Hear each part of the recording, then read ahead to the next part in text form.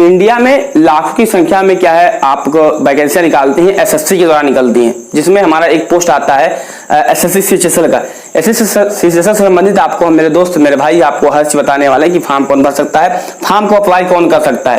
क्योंकि सीएचएसएल एक ऐसा पोस्ट है जो आपको ऑफिशियल वर्क दिया जाता है, क्योंकि सीएचएसएल के बाद में आपका सीजीएल ही आता है जो आपको अधिकारी यानी कि ऑफिसर की पोस्ट देता है। ये आपका ऑफिसर और जो मल्टीटास्किंग स्टाफ यानी कि एमटीएस पोस्ट होता है, उन दोनों का क्या है बीच का कैटेगरी होता है। कहना मैं ये चाहता हूं, अगर आपके घर में 3 भाई हैं तो पहला आप मान सकते हो सबसे छोटा वाला एमटीएस, उसके बाद में सीएचएसएल, उसके बाद में सीजीएल। तो मित्रों आप हम इस वीडियो में डिस्कस करने वाले हैं कि एसएससी सीएचएसएल का जो फॉर्म है वो आया हुआ है, तो कौन अप्लाई कर सकता है, कौन भर सकता है ना।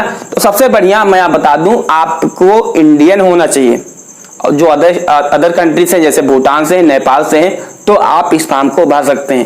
पहला चीज क्या है, इंडियन होना चाहिए, है ना, इंडियन आपको होना चाहिए। और इंडियन के अलावा अगर आप नेपाल से भी हैं, जी हाँ मेरे भाई नेपाल से भी हैं, भूटान से भी हैं, तो भी आप इसको फॉर्म को क्या है अप्लाई कर सकते हैं। नेक्स्ट हम बात करते हैं एज का क्या क्राइटेरिया रखा जाता है। तो जो आपकी उम्र मांगी जाती है मेरे दोस्त वो 18 से 27 साल मांगी जाती है।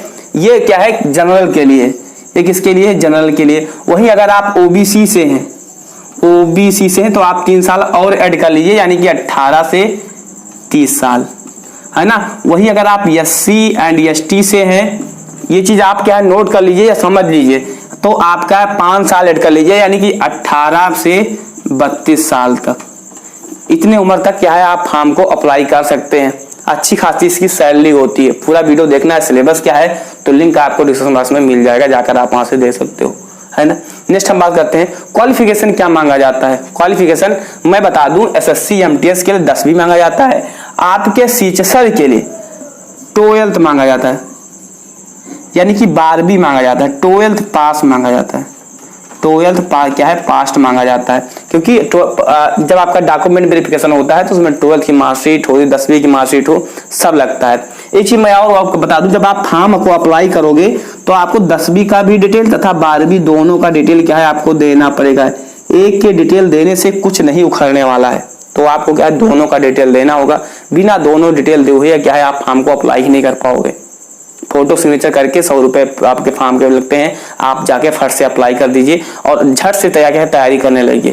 क्योंकि इसका जो सिलेबस है इंग्लिश है, मैथ है, रीजनिंग है, कितने क्वेश्चन पूछे जाते हैं। क्योंकि मैथ और जो रीजनिंग है वो क्या है क्वालिफाइंग नेचर का है, यानी आपको सिर्फ पास करना है, बाकी जितने भी चीजें हैं वो आपका जीके और रीजनिंग, जीके और इंग्लिश से क्या है आपका जो मेरिट है वो बनने वाला है। तो जाकर क्या है आप फट से तैयारी करिए। आपका जो सिलेक्शन है अगर आप मेहनत से पढ़ोगे 7-8 महीना, तो क्या है इजीली क्या है निकल जाने वाला है। कोई भी संशय कोई भी डाउट है तो आप बेहिचक हमें कमेंट करें। आपको इस वीडियो में क्या है वीडियो के नीचे कमेंट करिएगा, मैं आपको क्या जवाब दे दूंगा।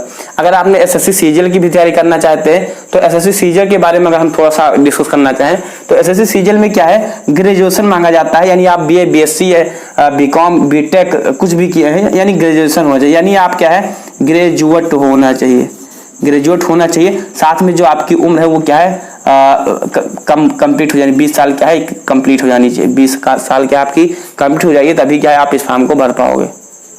और सीएचएसएल के लिए एमटीएस के लिए 18 साल और सीजीएल के लिए 20 साल मांगा जाता है। तो आई होप आपको जानकारी पसंद आई होगी। सीजीएल और सीपीओ के लिए क्या है 18 साल मांगा जाता है, दोनों के लिए 18 साल, इसके लिए 20 साल, उसके लिए क्या 18 साल। तो चैनल को सब्सक्राइब कीजिएगा, क्योंकि जैसे नेक्स्ट वीडियो लाएं तो आपको मिल जाए। Thanks for watching this video.